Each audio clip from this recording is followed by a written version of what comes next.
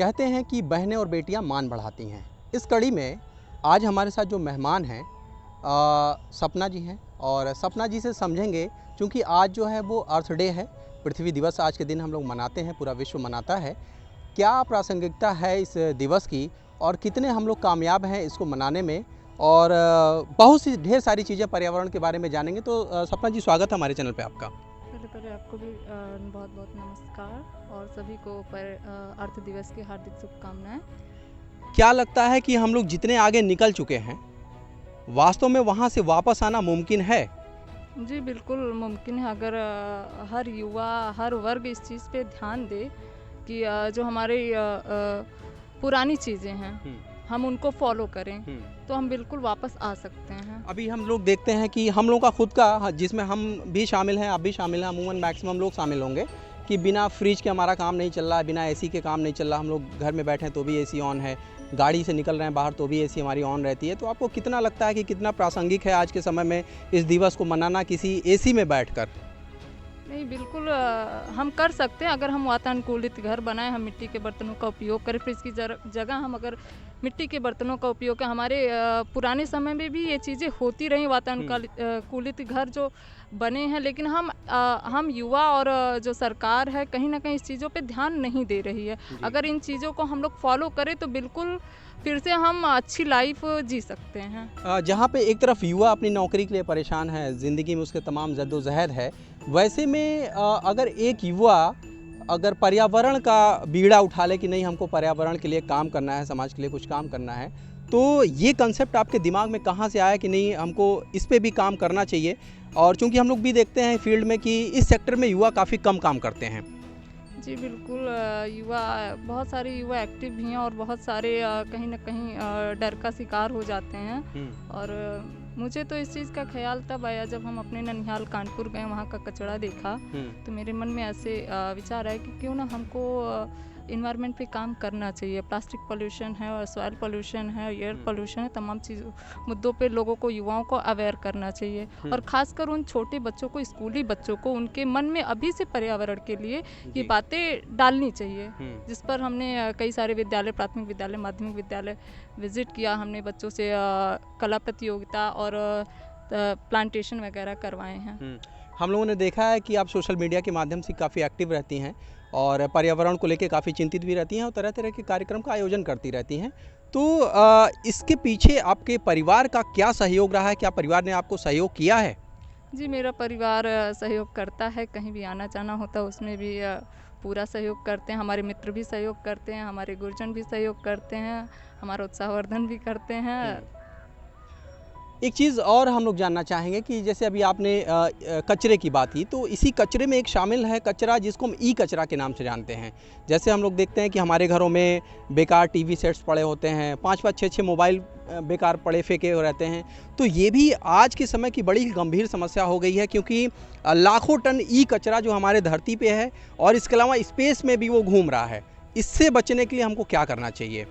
इससे बचने के लिए हमको कम से कम गैजेट का इस्तेमाल करना चाहिए। आजकल युवाओं का शौक बढ़ रहा है, तो कहीं ना कहीं युवाओं को इस चीज़ पे ध्यान देना चाहिए कि वो एक मोबाइल का यूज़ करें। अगर परिवार में है तो एक ही टीवी होना चाहिए, एक ही ऐसी चीज़ें होनी चाहिए। लेकिन हम क्या करते हैं कि नहीं, हर कमरे में चाहिए हमको टीवी, हमको एक मोबाइल नहीं, हमको कई मोबाइल चाहिए, हमको कई नए गैजेट्स आ रहे हैं, वो तुरंत ही चाहिए। तो इस वजह से चीज़ें बढ़ रही हैं। अभी वर्तमान में जो है किस प्रोजेक्ट के तहत आप काम कर रही हैं, या फिर आप इंडिविजुअल ही आप काम करना पसंद करती हैं या काम करती हैं? नहीं, मैं इंडिविजुअल भी करती हूँ और हमारे एक मित्र हैं, घनिष्ठ मित्र हैं, मिस्टर रामवीर तंवर जी, जिनका ऑर्गेनाइजेशन है से अर्थ, तो उसमें हम मिल करके तालाब सफाई का अभियान चल रहा है। जी, तो अभी इस कड़ी में कहाँ कहाँ आपने लोगों ने काम किया?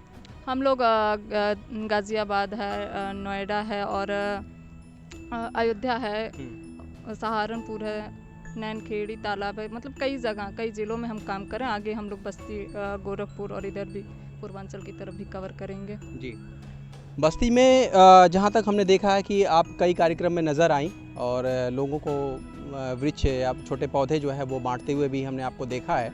तो आपको लगता है कि जो लोग पौधे लेकर जाते होंगे, क्या उसकी देखभाल भी करते होंगे या फिर खाली फ़ोटो सेशन के लिए वो सब चीज़ें चलती रहती हैं ऐसे ही? नहीं, देखिए कुछ लोग जो अवेयर हैं वो तो ले जाते हैं घरों में लगाते हैं।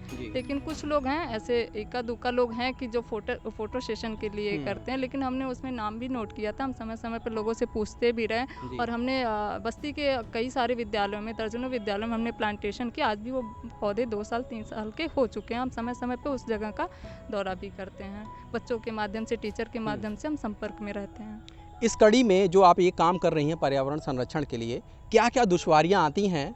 और सबसे गंभीर विषय तो ये हो जाता है कि आप एक महिला हैं, तो ये और थोड़ी सी दुश्वारी हो जाती है कि नहीं, हमको जाना है, फील्ड में काम करना है, क्योंकि बिना फील्ड में निकले ये काम हो नहीं सकता है। कमरे में बैठ के हम ये कर नहीं सकते हैं। तो कितनी दुश्वारियाँ आती हैं आपको, कैसे आप इन संघर्षों को कैसे लेती हैं? जी, दुश्वारियाँ तो कहें कि अगर जज्बा हो तो फिर दुश्वारियाँ नहीं हैं। लोगों का सपोर्ट मिलता है जब लोग सुनते हैं। जी। अभी तक तो कहीं ऐसी कोई समस्या नहीं आई है। अच्छा। और आगे भी मुझे लगता है कि नहीं आएगी। और लोग मिलते हैं जो लोग बहुत मतलब चाहते हैं पर्यावरण को सपोर्ट करना, हम उन्हीं से ज़्यादा कनेक्ट करते हैं और फिर हम उस जगह विजिट करते हैं। जी, निश्चित रूप से। और ये हम जानना चाहेंगे कि जो हमारा दर्शक वर्ग है वो आपको देख रहा है, एक युवा को देख रहा है वो, कि पर्यावरण के क्षेत्र में काम करने वाला एक ऐसा जज्बा रखने वाला एक इंसान, एक ऐसा व्यक्ति हमारे साथ है। तो आप हमारे दर्शकों को आज के दिन क्या संदेश देना चाहेंगी जो सकारात्मक हो उनके लिए?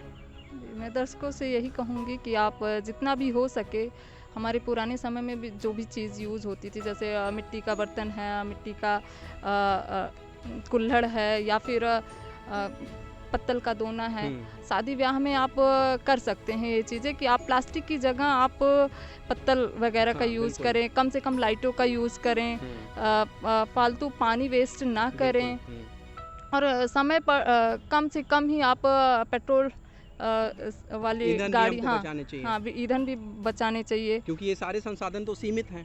हाँ, सारे संसाधन सीमित है। और अगर हम ट्रैवल कर रहे हैं तो हम शेयरिंग ट्रैवल करें, ई रिक्शा वगैरह का यूज़ करें, हम ऐसे चीज़ों का यूज़ ना करें जिससे बहुत ज़्यादा प्रदूषण फैल रहा हो। जी, तो दोस्तों, आप देख रहे थे सपना शर्मा जी को, और पर्यावरण के लिए अच्छा काम कर रही हैं। और ये भी हम आपसे कहना चाहेंगे कि आप जैसे ही लोगों की वजह से आज जो थोड़े बहुत काम हो पा रहे हैं वो संभव हैं। अभी आपने बताया कि तालाब के संरक्षण के लिए काम कर रही हैं।